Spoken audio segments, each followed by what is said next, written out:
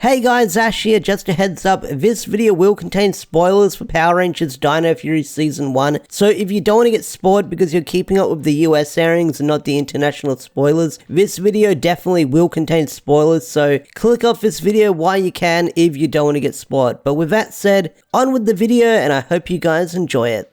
After months of waiting, Power Rangers Dino Fury Episode 12 is finally here. Internationally. So, Power Rangers Dino Fury Episode 12 Super Hotshot is an interesting episode because it teaches a very interesting lesson, I will say that, saying be careful who you trust and don't get taken advantage of when chasing your dreams. And I really enjoyed that lesson because I'm sure we can all sort of relate to it, where we've all been taken advantage of trying to achieve our goals and something like that. And this one was kind of like not a harsh lesson, but it was a very real lesson, I will say that. So, the synopsis for this episode: Izzy is convinced a new coach is going to take her athletic skills to the next level. Her training aspirations are put to the test when she discovers the coach's true motivations.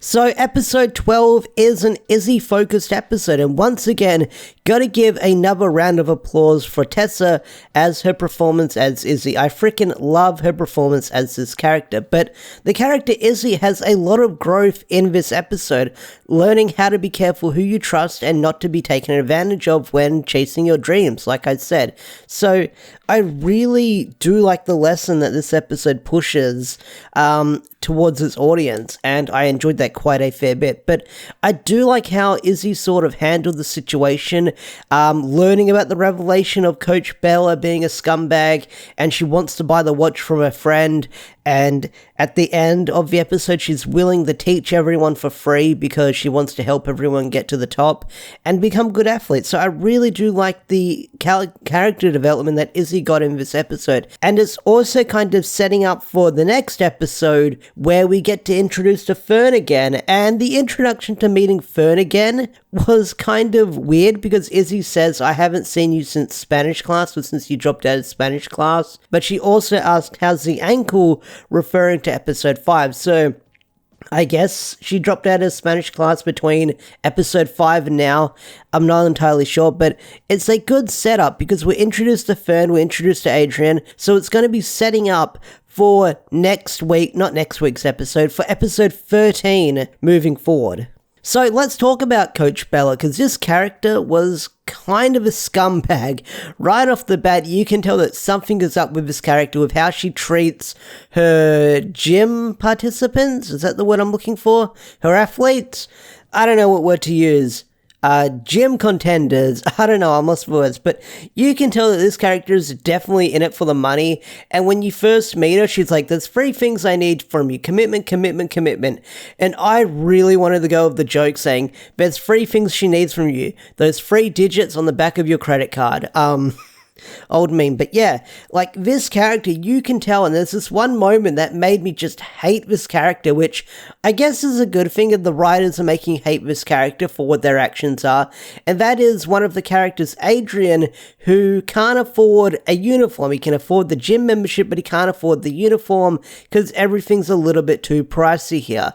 And she goes, hey, I'll give you that watch for a uniform. And he's like, I don't know, this watch means a lot to me, it's kind of special. And the character Coach Bella fully takes advantage of Adrian with their goals and aspirations by saying, hey, wouldn't your grandfather want you to be an athlete star when they want to see you rise to the top? So why don't you just hand over the watch and I'll give you the uniform? And he does, so you kind of feel sorry for the character. And what's even more of a kick in the stomach is when you have Izzy confronting the coach saying, hey, what's going on? I don't really trust you. And she's sort of like gloating about the watch, saying, hey, look at this sucker I got their watch off. It looks really nice on me. Where she's like wearing it, she's trying it on, like fucking you really don't like the Coach Bella character going into this episode and coming out of the episode, but it's good to see this character get their comeuppance at the end. But I don't think this is the last we'll see of this coach character, because at the end of the episode she just kind of storms off and says no one's getting their money back, which is kind of a crime. kind of a crime. I don't think you can get away with that, but I'm guessing the worst thing that's going to happen to this character is they go out of business and no one goes to their gym anymore. But I have a feeling we'll be seeing this character again, or they'll get a name drop in the nearby future, because like characters in Dino Fury, especially in this episode where we introduced to Adrian, he's going to be a focus in episode 13, I get the feeling that this character is not a one and done, and they might return in season 2. Kind of like with Megan in Beast Morphers, where I thought she was a one and done and we'd never see her again, but she does come back, so maybe this Coach Bella character will return in Power Rangers Dino Fury season 2. I'm not sure, but I'd like to see what they're doing after this episode. It'd be an interesting turn of events to see what happens to them. Also, I want to talk about the little things in this episode that are kind of the important things. One of them is Warden Garcia's back. It felt like he was kind of giving Harvey the cold shoulder with how he spoke to him, and he barely had any interaction with him in this episode. There was also another fun moment in this episode. It's when Izzy goes to fist bump Zato, and Zato thinks it's a high five, so he just grabs her fist, thinking it's like a high five, which got a laugh out of me. I wonder if that was like improv, because that was just like too good. That got a laugh out of me. But it was also cool to see Zato in the background this episode just hanging out with Izzy.